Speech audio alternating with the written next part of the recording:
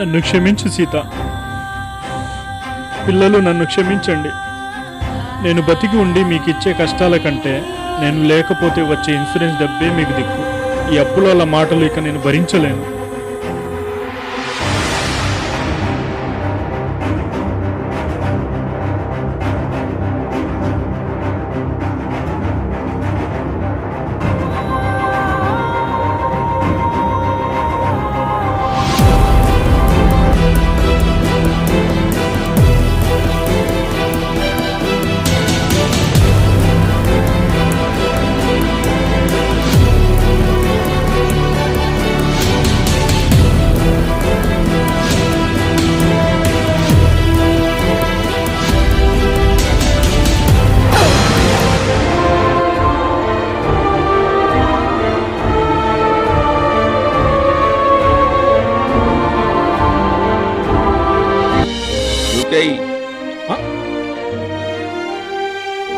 ఆగుతావేం?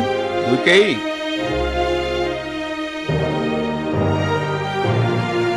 ఎవరయ్యా నువ్వు?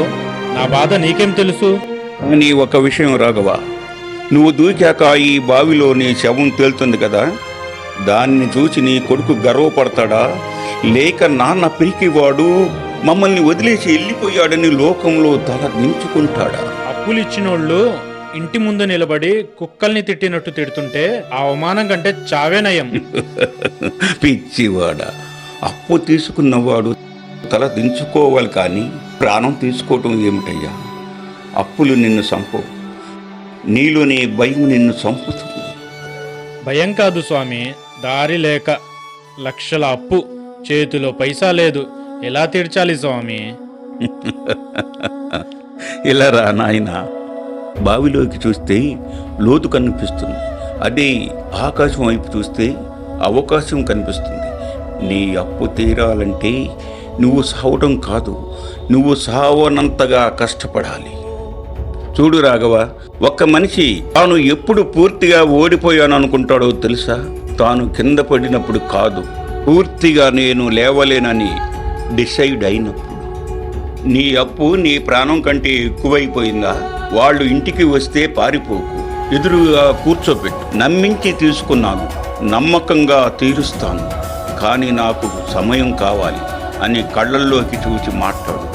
మనిషికి నిజాయితీ ఉంటే కాలమే దారి చూపిస్తుంది. మరేం చేయమంటారు? వాళ్ళు రోజు ఇంటికి వస్తున్నారు స్వామి. నీకు వచ్చిన పని ఏమిటి నాయనా? పాలు సేకరించి అమ్మటం తెలుసు స్వామి. అయితే పారిపోవడం ఆపి రేపటి నుండి ఆ పని మొదలుపెట్టు. చిన్న అడుగు, పెద్ద అప్పు గురించి ఆలోచించి భయపడుకు నాయన. రోజుకి 100 రూపాయలు ఎలా మిగిల్చాలో ఆలోచించుకో నాయన. నీ కష్టాన్ని నీ భార్యతో పంచుకో. ఇద్దరు కలిసి రూపాయికి రూపాయి పొదుపు చేయండి. ఒక్కడిగా మోస్తే అది బరువు, ఇద్దరు కలిసి మోస్తే అది బాధ్యత. ప్రాణం తీసుకుంటే సెకండ్లో పని అయిపోతుంది, కానీ బ్రతకటానికి పట్టుదల కావాలి. సావు అనేది సమస్యకు ఎండు కార్డు కాదు నాయన, అది నీ కుటుంబానికి పడే పెద్ద శిక్ష. వెళ్ళు, రేపు సూర్యుడు ఉదయించేటప్పటికి నీలో భయం సావాలి, బాధ్యత పుట్టాలి. వెళ్ళు. సరే స్వామి, మీరు చెప్పింది వింటాను.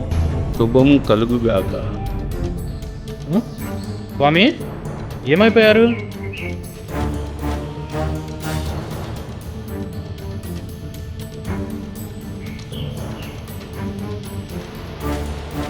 రాఘవ తెల్లవారుజామునే లేచి పాలు సేకరించి సైకిల్ మీద అమ్ముతూ ఉంటాడు. మరోవైపు తన భార్య సీత ఒక తోపుడు బండి మీద కూరగాయలు అమ్ముతూ రాఘవకు తోడుగా నిలబడుతుంది. ఇద్దరు కలిసి అప్పులు తీస్తూ ఆనందంగా చిరునవ్వుతో జీవిస్తూ ఉంటారు. సమస్యలు అందరికీ వస్తాయి, కానీ పారిపోయినవాడు శవం అవుతాడు, పారిపోనివాడు చరిత్ర అవుతాడు.